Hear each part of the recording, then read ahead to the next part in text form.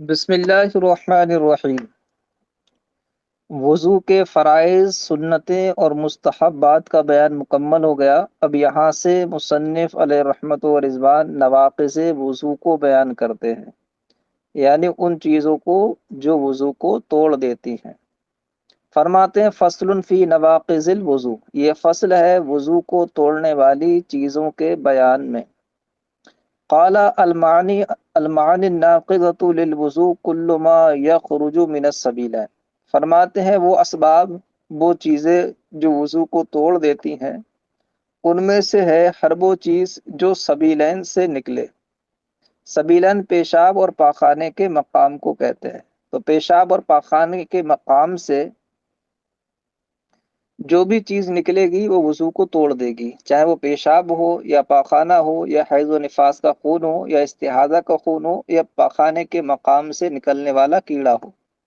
یہ تمام چیزیں وضو کو توڑ دیں گی۔ دلیل کیا ہے؟ دلیل میں مصنف علیہ الرحمٰن نے پہلے ایک آیت کریمہ پیش کی۔ اللہ پاک کا ارشاد ہے او جاء احد منکم من الغائط او لامستم النساء فلم یجدوا ماء فتیمموا صعیدا طیبا، رب فرماتا ہے کہ تم میں سے کوئی غائط سے آئے یا عورت سے ملامست کر لے، پھر وہ پانی نہ پائے تو پاک مٹی سے تیمم کر لے۔ آیت کریمہ میں غائط کا لفظ ذکر کیا ہے۔ غائط نچلی زمین کو کہتے ہیں، جہاں انسان عادتاً اپنی حاجت سے فارغ ہوتا ہے، پیشاب پاخانہ کرتا ہے، اسے غائط کہتے ہیں۔ تو اس آیت سے معلوم ہوا کہ رب نے پیشاب اور پاخانے سے آنے والے کے لیے فرمایا کہ اگر اسے پانی نہ ملے تو تیمم کر لے۔ تو اس سے معلوم ہوا کہ پیشاب اور پاخانے سے وضو ٹوٹ جاتا ہے، اس لیے کہ اگر وضو نہیں ٹوٹتا تو پھر اس کو پانی نہ ملنے کی صورت میں تیمم کا حکم نہیں دیا جاتا۔ ٹھیک ہے، اور پیشاب پاخانے نکلتے کہاں سے؟ سبیلین سے، لہذا معلوم ہوا کہ سبیلین سے نکلنے والی چیز ناقص وضو ہے۔ دوسری دلیل حدیث پاک، سرکار صلی اللہ تعالیٰ علیہ وسلم سے پوچھا گیا یا رسول اللہ صلی اللہ تعالیٰ علیہ وسلم مل حدث، یا رسول اللہ حدث کیا ہے، یعنی وضو کو توڑنے والی چیز کیا ہے جس کو ہم حدث کہتے ہیں، وہ کیا ہے؟ سرکار نے فرمایا یخرج من السبیلین، جو چیز سبیلین سے نکلے وہ حدث ہے نا۔ تو یہ دونوں دلیلیں ہیں جو بتاتی ہیں کہ سبیلین سے کسی چیز کا نکلنا یہ ناقض وضو ہے۔ اب یہاں جو حدیث پاک ہے ما یخرج من السبیلین، اس حدیث میں امام مالک علیہ رحمہ کے خلاف بھی دلیل ہے، کیونکہ امام مالک کا مذہب یہ ہے کہ سبیلین سے نکلنے والی وہی چیز ناقض وضو ہے جس کا خروج عادتاً ہوتا ہو، جو معتاد ہو، جیسے کہ حیض کا خون، نفاس کا خون، پیشاب اور پاخانہ، یہ عادتاً سب کے ساتھ ہوتا ہے۔ جس چیز کا نکلنا عادی نہ ہو، غیر معتاد ہو، تو اس کے نکلنے سے وضو نہیں ٹوٹے گا۔ جیسے کہ اگر پیچھے کے مقام سے کیڑا نکلا یا استحاضہ کا خون آیا تو وہ کہتے ہیں اس سے وضو نہیں ٹوٹے گا۔ لیکن حدیث پاک میں جو ما یخرج من السبیلین میں کلمہ ما ہے، یہ کلمہ ما عام ہے جو تقاضا کرتا ہے کہ جو بھی چیز نکلے گی سبیلین سے وہ وضو کو توڑے گی۔ تو یہ حدیث امام مالک کے خلاف حجت ہے اور ہمارے اپنے موقف کی بہت بڑی واضح دلیل ہے۔ یہاں پر میں یہ ذکر کر دوں کہ سبیلین سے نکلنے والی کچھ چیزیں ایسی ہیں جن سے بالاتفاق وضو نہیں ٹوٹتا ہے احناف کے نزدیک، جیسے کہ مرد کے ذکر یا عورت کی قبل، یعنی اگلے والی شرمگاہ سے اگر ہوا کا خروج ہوا تو اس سے وضو نہیں ٹوٹے گا۔ اسی طرح مرد کے احلیل یعنی پیشاب کے سوراخ سے اگر کوئی کیڑا نکلا اور اس کے ساتھ پیشاب کے قطرے کی آمیدش نہیں ہے تو وہ بھی وضو کو نہیں توڑے گا۔ تو یہ چیزیں مستثنیٰ ہیں، باقی جو بھی چیز چاہے عادی ہو یا غیر عادی وہ سبیلین سے نکلے گی، وضو کو توڑے گی۔ فرماتے ہیں کل ما یخرج من السبیلین، ہر وہ چیز جو سبیلین سے نکلے ناقض وضو ہے، لقولی تعالیٰ، کیونکہ اللہ پاک کا فرمان ہے او جاء احد منکم من الغائط، یا تم میں سے کوئی غائط سے آئے۔ ٹھیک ہے، الایا وقیل رسول اللہ صلی اللہ تعالیٰ علیہ وسلم، اور دوسری دلیل یہ کہ اللہ کے رسول صلی اللہ تعالیٰ علیہ وسلم کی بارگاہ میں عرض کیا گیا ومل حدث، کہ حدث کیا ہے؟ قالا، تو حضور نے فرمایا ما یخرج من السبیلین، جو چیز سبیلین سے نکلے۔ وکلمتما عامۃ، اور حدیث میں کلمہ ما جو ہے وہ عام ہے، فتتناول المعتاد وغیرہ، تو یہ معتاد اور غیر معتاد دونوں کو شامل ہوگا، لہذا امام مالک کے خلاف بھی دلیل اور حجت ہے۔ والدم والقيح اذا خرجا من البدن فتتزاوجا الى موضع يلحقه حكم التطهير، اور خون اور پیپ جبکہ یہ دونوں بدن سے نکلیں اور نکل کر ایسی جگہ کی طرف متجاوز ہو جائیں، بہہ جائیں جس کو حکم طہارت لاحق ہوتا ہے، یعنی پیشاب اور پاخانے کے مقام کے علاوہ بدن کے دوسرے حصے سے اگر خون نکلا یا پیپ نکلا اور وہ ایسے حصہ بدن کی طرف بہہ گیا جس حصہ بدن کا دھونا فی الجملہ لازم ہے وضو میں یا غسل میں، تو ایسا خون اور پیپ بھی وضو کو توڑ دے گا، ٹھیک ہے۔ والقیء ملء الفم، اور وہ الٹی جو منہ بھر ہو وہ بھی وضو کو توڑ دیتی ہے، ٹھیک ہے۔ اس مسئلے کو میں تھوڑا واضح کرتا ہوں۔ اصل میں غیر سبیلین سے نکلنے والی گندگی کے بارے میں اختلاف ہے۔ احناف کا موقف تو یہ ہے کہ غیر سبیلین سے اگر کوئی گندگی، خون، پیپ وغیرہ نکلتا ہے تو اگر نکل کر ایسے عضو کی طرف بہے جس کا وضو یا غسل میں دھونا لازم ہے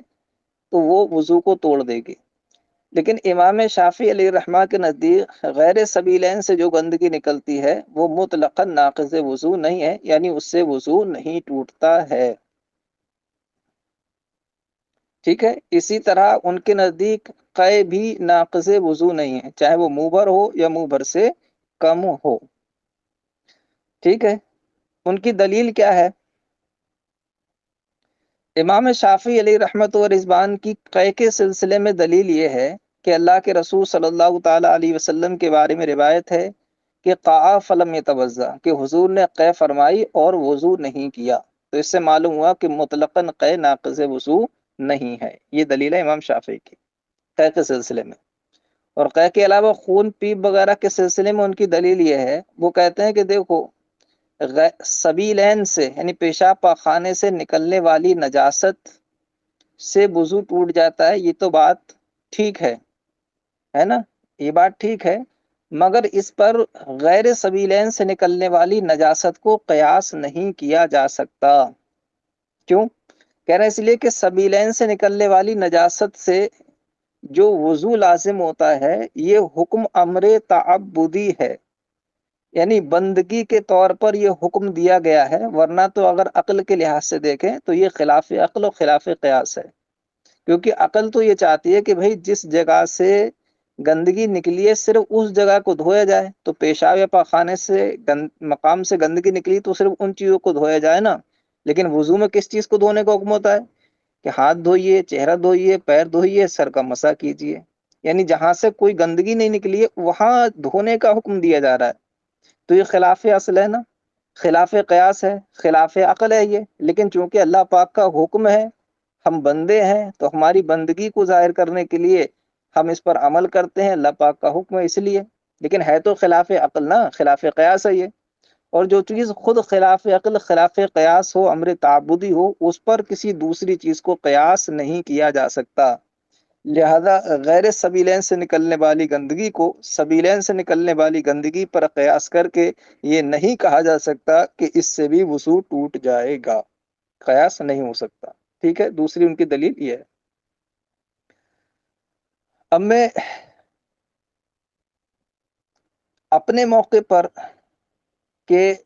غیر سبیلین سے خون یا پیپ نکلا وہ بھی ناقض وضو ہے، اس پر دلیل دوں کہ اللہ کے رسول صلی اللہ تعالی علیہ وسلم نے فرمایا کہ الوضو من کل دم سائل، حضور نے کیا فرمایا کہ ہر بہنے والے خون کی وجہ سے وضو ہے، یعنی اگر خون بہہ کر نکلے گا تو اس سے وضو ٹوٹے گا، تو اس حدیث سے معلوم ہوا کہ غیر سبیلین سے نکلنے والی گندگی سے بھی وضو ٹوٹ جاتا ہے، وضو لازم ہو جاتا ہے، ٹھیک ہے۔ قے کے بارے میں سرکار نے فرمایا کہ تم میں سے کسی کو قے آ جائے یا اس کی نقصی ٹوٹ جائے اور وہ نماز میں ہو تو وہ اپنی نماز سے پھر جائے اور وضو کرے، پھر جہاں سے نماز پڑھ رہا تھا وہیں سے شروع کر لے اگر اس نے کلام نہ کیا ہو، تو یہ حدیث بھی بتاتی ہے کہ قے کا آنا یا نقصیر کا ٹوٹ جانا یہ وضو کو توڑ دیتی ہے، اس پر وضو کرنا لازم ہے، اور یہ قے یا نقصیر کا خون کہاں سے نکلتا ہے؟ غیر سبیلین سے، تو معلوم ہوا غیر سبیلین سے نکلنے والی گندگی سے بھی وضو ٹوٹ جاتا ہے، وضو کرنا لازم ہو جاتا ہے۔ ٹھیک ہے، رہی امام شافعی علیہ رحمہ کی وہ دلیل جو انہوں نے حدیث پاک سے پیش کی کہ حضور نے قے کی اور وضو نہیں کیا، تو اس کا جواب یہ ہے کہ بھائی قے سے وضو کرنا کب لازم ہوتا ہے؟ ہر وقت جب آپ کو قے ہوئی تو آپ فوراً وضو کریں؟ وضو کرنا تب لازم ہوگا نا جب ہمیں وضو والے کام کی ضرورت پڑے گی۔ جیسے مجھے ابھی الٹی ہوئی اور مجھے کوئی عبادت نہیں کرنی ہے، تو کیا مجھ پر ابھی وضو کرنا لازم ہے کہ میں وضو کر کے آؤں؟ نہیں۔ ہاں، مجھے اگر نماز پڑھنی ہوگی تو میں وضو کروں گا۔ تو اس حدیث میں تو صرف اتنا ہے کہ حضور کو قے ہوئی اور آپ نے وضو نہیں فرمایا، وضو کی ضرورت نہیں ہوگی اس وقت، وضو نہیں کیا۔ یہ اگر ہوتا کہ حضور کو قے آئی، آپ نے وضو نہیں فرمایا، ایسی نماز پڑھ لی، تو ثابت ہوتا کہ ہاں قے ناقض وضو نہیں ہے۔ لیکن جتنا حدیث میں ذکر ہے اس سے یہ ثابت نہیں ہوتا ہے کہ قے ناقض وضو نہیں ہے، یہ بات ثابت نہیں ہوتی، لہذا امام شافعی کا اس حدیث سے استدلال کرنا وہ درست نہیں ہے۔ اور انہوں نے جو عقلی دلیل پیش کی اس کا جواب یہ ہے کہ ہاں ہمیں یہ بات تسلیم ہے کہ سبیلین سے نکلنے والی نجاست سے جو وضو ٹوٹ جاتا ہے اور پھر اعضاء اربع کو دھونے کا جو حکم دیا جاتا ہے یہ خلاف قیاس ہے۔ اعضاء اربع کو دھونے کا یعنی ہاتھ، چہرہ، پیر اور سر کا مسح، ان کو جو حکم دیا جاتا ہے یہ خلاف قیاس ہے، یہ بات ہمیں تسلیم ہے۔ مگر اس میں اگر آپ غور کریں تو اتنی بات تو بالکل صحیح ہے کہ نجاست کا نکلنا طہارت کو زائل کر دیتا ہے، اتنی بات تو بالکل معقول ہے، بالکل عقل میں آنے والی ہے کہ نجاست نکلے گی تو طہارت ختم ہو جائے گی۔ تو سبیلین سے نکلنے والی نجاست سے طہارت کا ٹوٹ جانا یہ بات تو معقول ہے، بالکل صحیح ہے۔ ہاں، اتنی بات خلاف قیاس ہے کہ اس کے بعد چار اعضاء کو دھوئے جائے، یہ بات خلاف عقل خلاف قیاس ہے۔ اتنی بات کہ چار اعضاء کو اس کے بعد دھوئے جائے، یہ خلاف قیاس ہے۔ قیاس تو یہ ہے کہ بس پیشاب اور پخانے کی جگہ دھو لی جائے، قیاس یہ ہے۔ لیکن اس کے باوجود شرع حکم دیتی کہ اعضاء اربع کو دھو، تو ہاں یہ بات خلاف عقل خلاف قیاس ہے۔ لیکن اتنی بات کہ نجاست نکلنے سے طہارت زائل ہو جاتی، یہ بالکل موافق قیاس ہے۔ تو ہم کہتے ہیں کہ جتنی بات موافق اصل موافق قیاس ہے، آپ اسی پر قیاس کرتے ہیں اس بات کو کہ جیسے سبیلین سے گندگی نکلتی نا ایسے زائل ہو جاتی، وہ طہارت زائل ہو جاتی، اسی طرح غیر سبیلین سے اگر گندگی نکلی تو طہارت زائل ہو جائے گی۔ اتنی بات میں تو کوئی حرج نہیں ہے۔ کہہ رہے ہیں جب اتنی بات تم نے مان لی کہ غیر سبیلین سے گندگی نکلی تو طہارت زائل ہو جائے گی، اتنی بات مان لی، تو اب تمہیں لازماً یہ بھی ماننا پڑے گا کہ بھائی اب اعضاء اربع کو دھونا پڑے گا، کیونکہ جب طہارت ختم ہو گئی تو آپ کو وضو کرنا پڑے گا۔ تو پہلی بات جتنی تھی وہ معقول تھی اور اس میں قیاس کرنا بھی صحیح تھا، اور باقی جو چیز ثابت ہوئی اعضاء اربع کو دھونا، تو وہ خود بخود لازمی طور پر ثابت ہو جائے گی۔ یہ ایسا ہی جیسے کہ سورج نکلے گا تو لازمی طور پر دن ظاہر ہو جائے گا، سورج ڈوبے گا تو لازمی طور پر رات آ جائے گی۔ اسی طرح جب طہارت ختم ہوگی تو لازمی طور پر اعضاء اربع کو دھونا پڑے گا، وضو کرنا پڑے گا، لہذا اس قیاس میں بھی کوئی حرج نہیں ہے۔ اور دوسری بات یہ کہ ہماری دلیل محض یہ قیاس نہیں ہے، بلکہ ہم نے صریح حدیث پیش کی ہے خون کے بارے میں بھی، کہ حضور نے فرمایا کہ ہر بیت خون سے وضو کرنا لازم ہے، یعنی بیت خون ہو تو وضو کیا جائے گا، اور سرکار نے نقصیر کے خون اور قیس سے بھی وضو کا حکم دیا، یہ بات بھی ہم نے حدیث پاک سے پیش کی ہے۔ تو ہماری دلیل محض قیاس نہیں ہے بلکہ احادیث صریحہ بھی ہماری اس میں دلیل ہیں۔ ٹھیک ہے، امام شافعی کا موقف ہو گیا، ان کے دلائل ہو گیا، ہمارا موقف ہو گیا، ہماری اپنی دلیلیں ہو گئیں اور ان کی دلیل کے جواب بھی ہو گئے۔ ٹھیک ہے، اب یہاں ایک موقف اور ہے، وہ ہے امام ظفر علیہ رحمہ کا۔ امام ظفر علیہ رحمہ کا موقف یہ ہے کہ غیر سبیلین سے نکلنے والی جو گندگی ہے وہ مطلقاً ناقض وضو ہے، چاہے وہ بہے یا نہ بہے، مطلقاً کیسے ہی ہو وہ ناقض وضو ہے۔ اس میں ان کی دلیل یہ ہے کہ حضور صلی اللہ تعالیٰ علیہ وسلم نے قے کے بارے میں فرمایا القلص حدث، قلص کہتے ہیں قے کو، کہ قے حدث ہے، ناقض وضو ہے۔ اب یہاں حدیث میں دیکھو القلص کا لفظ مطلق ہے نا، یہاں قلیل یا کثیر کی کوئی قید نہیں ہے، تو اس سے معلوم ہوا کہ مطلقاً قے ناقض وضو ہے، چاہے قلیل ہو یا کثیر ہو۔ اسی طرح اس والے مسئلے میں غیر سبیلین سے جو خون یا پیپ وغیرہ نکلتا ہے اس مسئلے کو قیاس کرتے ہیں سبیلین سے نکلنے والی نجاست پر،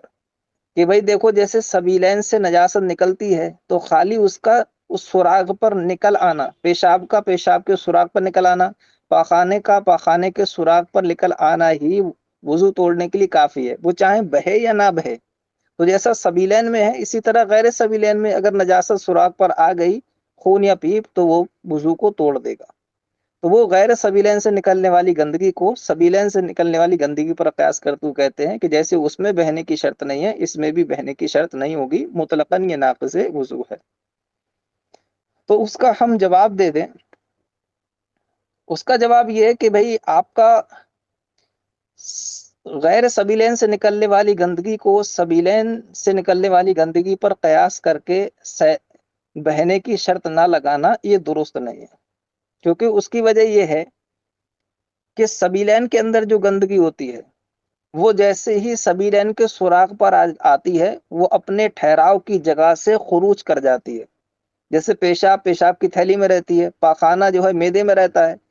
تو جیسے ہی وہ پاخانے کے سوراخ یا پیشاب کے سوراخ پر وہ گندگی آئی تو وہ اپنی جگہ سے نکل کر باہر کی جانب خروج کر گئی، تو خروج متحقق ہو گیا نا، سبیلین سے خارج ہو گئی ہے، اور سبیلین سے جب یہ خارج ہو گئی طہارت ختم ہو جائے گی، وضو ٹوٹ جائے گا، وضو کرنا پڑے گا۔ بخلاف غیر سبیلین سے نکلنے والی گندگی، کیونکہ غیر سبیلین جیسے پورا بدن ہے اس میں سب میں خون بھرا ہوا ہے، تو اگر کہیں پر خالی کھال چھٹ گئی اور خون وہیں زخم کے منہ پر آ کر رک گیا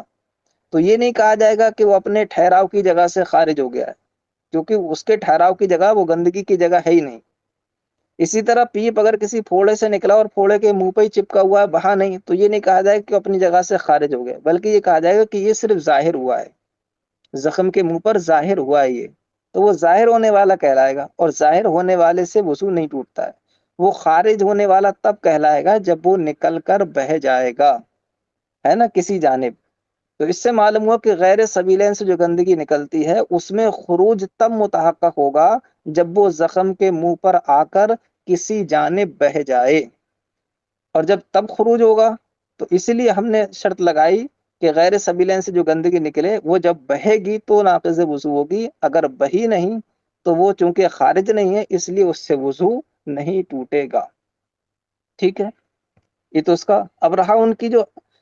طے والی دلیل تھی القلص حدث، تو ہم اس کے بارے میں کہتے ہیں کہ بھائی آپ کی یہ جو روایت ہے نا، یہ روایت ٹکرا رہی ہے اس روایت سے جو امام شافعی نے پیش کی۔ امام شافعی علیہ رحمٰ نے یہ پیش کی تھی کہ قاف فلم یتوضا، کہ حضور نے قے فرمائی اور وضو نہیں کیا، اس سے بظاہر یہ سمجھ میں آ رہا ہے کہ قے ناقض وضو نہیں ہے مطلقاً۔ اور یہ جو حدیث آپ نے پیش کی القلص حدث، یہ بتا رہی ہے کہ قے مطلقاً ناقض وضو ہے، چاہے قلیل ہو یا کثیر، تو دونوں حدیثیں متعارض ہو گئی نا۔ اب ان کے تعارض کو دور کرنے کی صورت یہ ہے کہ امام شافعی کی جو حدیث ہے اس کو ہم محمول کرتے ہیں قے قلیل پر، کہ حضور صلی اللہ علیہ وسلم کو قلیل قے ہوئی تھی اس لیے آپ نے وضو نہیں فرمایا، اور جو القلص حدث والی حدیث ہے اس کو ہم محمول کرتے ہیں قے کثیر پر،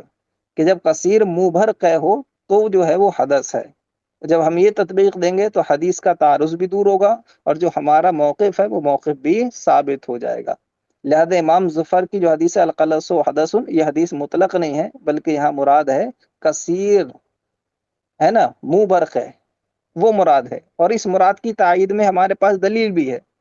کیونکہ حضرت علی رضی اللہ تعالیٰ عنہ نے جب حدثوں کو شمار کیا تو آپ فرماتے او دعست تملأ الفم، یا ایسی قے جو منہ کو بھر دے، تو حضرت علی رضی اللہ تعالیٰ نے قے کے ساتھ منہ کو بھرنے کی صفت بھی اس کی ذکر کی، جو بتا رہا ہے کہ قے ناقض وضو تبھی ہوگی جب وہ منہ بھر ہو۔ تو جب یہاں منہ بھر والی قے مراد ہے ناقض وضو ہونے میں، تو جو امام ظفر نے حدیث پیش کی تھی القلص حدث، وہاں بھی منہ بھر قے ہی مراد ہوگی۔ تو اس کی مراد پر یہ حدیث جو میں نے پیش کی ہے علی رضی اللہ تعالیٰ کی، وہ دلیل اور اس کی تائید ہے، لہذا مسئلہ بالکل واضح ہو گیا۔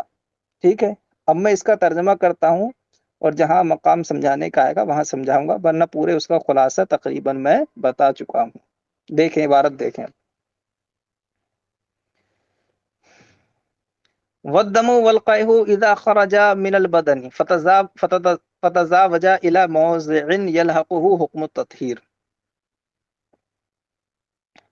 کہ خون اور پیپ جب وہ دونوں بدن سے نکلے اور بہ جائیں ایسی جگہ کی طرف جس کو حکم تطہیر لائق ہوتا ہے، یعنی وضو اور غسل میں جس کا دھونا لازم ہے۔ یہ قید اس لیے لگا رہے ہیں کہ اگر اس کا بہنا ایسے حصے کی طرف ہوا جس کا وضو اور غسل میں دھونے کا حکم نہیں ہے،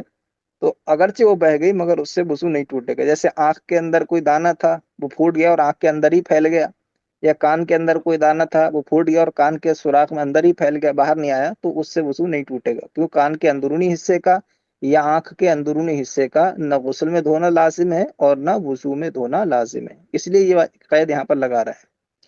اور بہ جائے ایسی جگہ کی طرف جس کو طہارت کا حکم لاحق ہوتا ہے۔ والقیء ملء الفم، اور منہ بر قے، یہ بھی ناقض وضو ہے۔ وقال شافعی، امام شافعی علیہ الرحمٰ نے فرمایا، الخارج من غیر السبیلین لا ينقض الوضو، کہ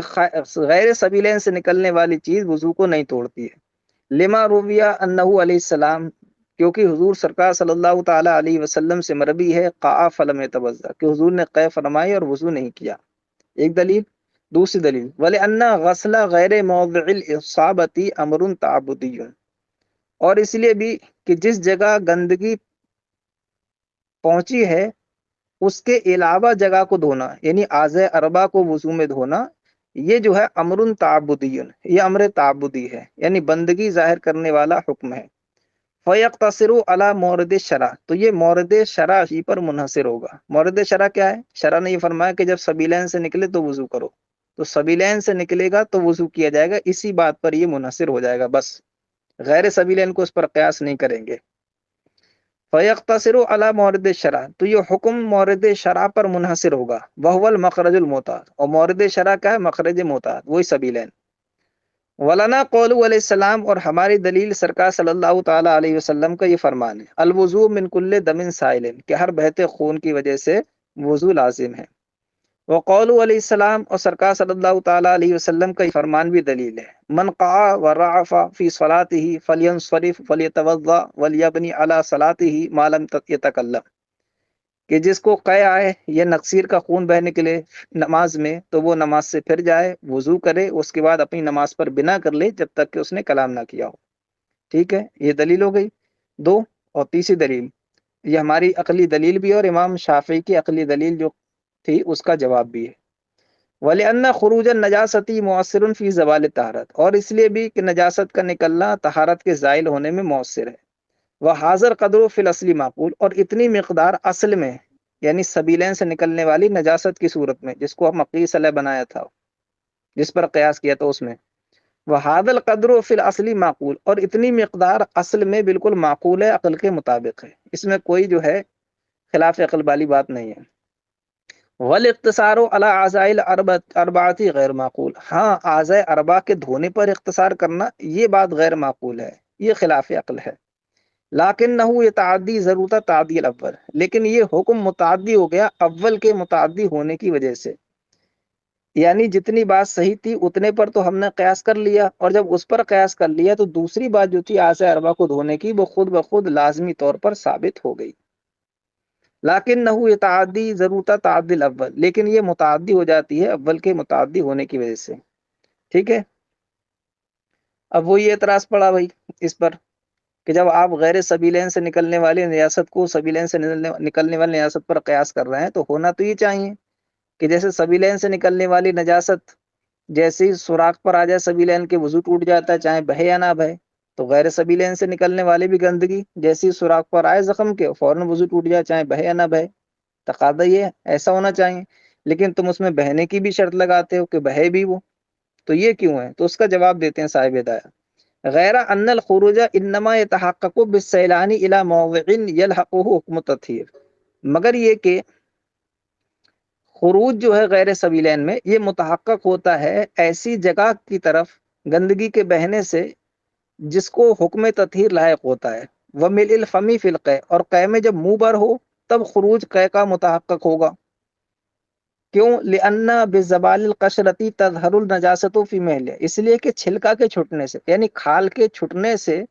نجاست صرف اپنی جگہ میں ظاہر ہو جاتی ہے، فتکون بادیتن، تو وہ ظاہر اور بادی کہلائے گی، لا خارجہ، خارجہ نہیں کہلائے گی، بخلاف سبیلین، بخلاف سبیلین کے، کہ اس میں اگر سراغ پر بھی آ گئی تو اس کو خارجی کہیں گے، کیونکہ وہ اپنی اصلی جگہ سے نکل کر باہر آ چکی ہے۔ ہے نا، کیونکہ وہ سبیلین جو ہیں وہ گندگی کی جگہ ہیں، غیر سبیلین جو ہے وہ گندگی کی جگہ نہیں ہے۔ لأن ذلك الموضع ليس بموضع نجاست، اس لیے کہ غیر سبیلین جو حصہ ہے وہ موضع نجاست نہیں ہے۔ فيستدل بالظهور على الانتقال، کہ ظہور سے انتقال پر اور خروج پر استدلال کیا جا سکے، یہاں ایسا نہیں ہو سکتا۔ وملء الفم ان یکون بحال، اور منہ بھر قے کا مطلب یہ ہے کہ قے ایسی حالت میں ہو لا یمکن ضبطہ الا بتکلف، کہ تکلف کیے بغیر اس کو روکا نہ جا سکے، یعنی اتنی ساری ہو کہ جب تک ہم تکلف نہ کریں، منہ دبائے نہ، تب تک وہ روک نہ سکے، تو اسے کہیں گے وہ منہ بھر ہے۔ وملء الفی ان یکون بحال لا یمکن ضبطہ الا بتکلف، اور منہ بھر کے یہ ہے کہ ایسی حالت میں ہو وہ کہ اس کو ضبط کرنا ممکن نہ رہے مگر تکلف کر کے۔ لأنه یخرج ظاہرا، اس لیے کہ وہ ظاہر ہو کر خارج ہوتی ہے، فاعتبر خارجا، تو اس کو ہم خارج مانیں گے۔ یعنی کہنے کا مطلب یہ ہے کہ منہ کی دو حیثیتیں ہیں، ایک خارج ہونے کی، خارج کی حیثیت، اور ایک یعنی ایک ظاہر کی حیثیت، ایک باطن کی حیثیت۔ جب ہم منہ بند کر لیتے ہیں تو منہ کا اندرونی حصہ باطن ہو جاتا ہے، اور جب منہ کھول کر رکھیں تو منہ کا اندرونی حصہ وہ ظاہر ہوتا ہے۔ تو اگر اتنی قے ہے کہ منہ بند ہی نہیں ہو سکتا ہے، تو اب یہ ظاہر کے زیادہ مشابہ ہے، کہ گویا وہ ظاہر منہ کی طرف آ گئی قے نکل کر، اور جب ظاہر کی طرف آ گئی تو اس کا خروج متحقق ہو گیا، لہذا ہم نے اس کو خارج مانا اور ناقض وضو قرار دیا۔ اور اگر منہ بھر سے کم ہے کہ منہ بند ہو گیا تو وہ باطن کے مشابہ ہے، یعنی گویا بھی وہ باطن میں ہے، اور نجاست جب تک باطن میں ہو اس سے وضو نہیں ٹوٹتا ہے، تو ہم نے اس کو گویا غیر خارج مانا، غیر ناقض وضو مانا۔ لأنه یخرج ظاہرا، اس لیے کہ منہ بھر قے جو ہوتی ہے وہ ظاہر کی طرف نکل آتی ہے، فاعتبر خارجا، تو ہم نے اس کو خارج مان لیا اور کہا کہ وضو ٹوٹ گیا۔ وقال ظفر، اور امام ظفر نے یہ کہا کہ قلیل القے و کثیرہ سواء، کہ قے قلیل ہو یا کثیر یہ برابر ہے، کوئی فرق نہیں ہے، دونوں سے وضو ٹوٹ جائے گا۔ وکذالک لا یشترط السیلان اعتبارا بالمخرج المعتاد، اور اسی طرح انہوں نے غیر سبیلین سے نکلنے والی گندگی میں بہنے کی شرط نہیں لگائی، اعتبارا بالمخرج المعتاد، مخرج معتاد پر قیاس کرتے ہوئے، یعنی سبیلین پر قیاس کرتے ہوئے۔ ٹھیک ہے، دلیل ان کی یہ تو ہو گئی، بہنے کی قید نہیں لگائی، مخرج معتاد یعنی سبیلین پر قیاس کرتے ہوئے، قیاس ان کی دلیل ہو گئی۔ قے کے سلسلے میں ان کی دلیل کیا ہے؟ تو فرماتے ہیں ولی اطلاق قول السلام، قے کے سلسلے میں ان کی دلیل یہ ہے کہ سرکار صلی اللہ تعالی علیہ وسلم کا قول مطلق ہے۔ کیا مطلق ہے؟ کہ سرکار نے فرمایا القلص حدث، کہ قلص جو ہے یعنی قے وہ حدث ہے۔ ٹھیک ہے، اب ہم نے حالانکہ میں نے خلاصے میں سب کو جواب دے دیا، لیکن مصنف یہاں پر امام ظفر کا جواب ذکر کرتے ہیں۔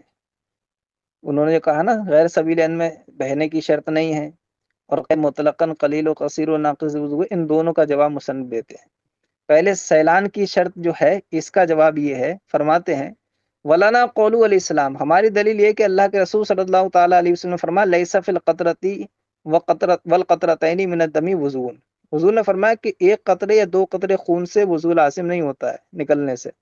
الا ان یکون سائر، مگر یہ کہ وہ بہنے والا ہو، یعنی جب بہنے والا ہو تب جو ہے وضو لازم ہوگا، وضو ٹوٹے گا۔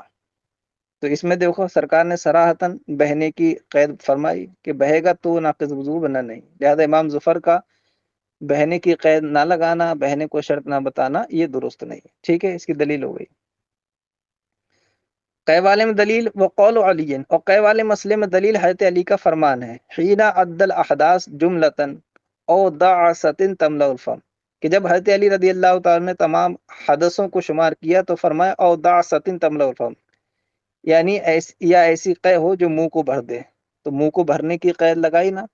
تو منہ کے بھرنے کی قید بتا رہی ہے کہ مطلقاً قے ناقض وضو نہیں ہے، لہذا امام ظفر کا مطلقاً قے کو ناقض وضو کہنا یہ بھی صحیح نہیں ہے۔ لیکن یار کچھ بھی ہو، حدیثیں تو متعارض ہو گئی نا، امام ظفر کے پاس بھی حدیث ہے، امام شافعی کے پاس بھی حدیث ہے نا، اور ہمارے پاس بھی حدیثیں ہیں، تو حدیثیں متعارض ہوں گی تو اب ان کو محمود ان کا تعارض دور کیوں کیسے کریں؟ تو اس کا تعارض دور کر کے بتاتے ہیں مصنف، جو میں نے خلاصے میں پہلے ہی ذکر کر دیا ہے۔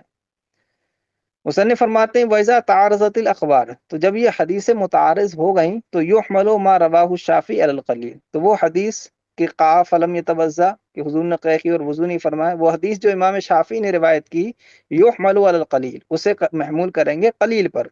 وما رواہ ظفر، اور جو امام ظفر نے روایت کی القلص حدث والی حدیث، اس کو محمول کریں گے علی الکثیر، کثیر پر۔ والفرق بین المسلکین ما قدمنا، اور ان دونوں مسلکوں، دونوں موقفوں میں جو فرق ہے وہ ہے جو ہم نے ماقبل میں بیان کر دیا، جس کو میں نے خلاصے میں عرض کر دیا تھا. ٹھیک ہے،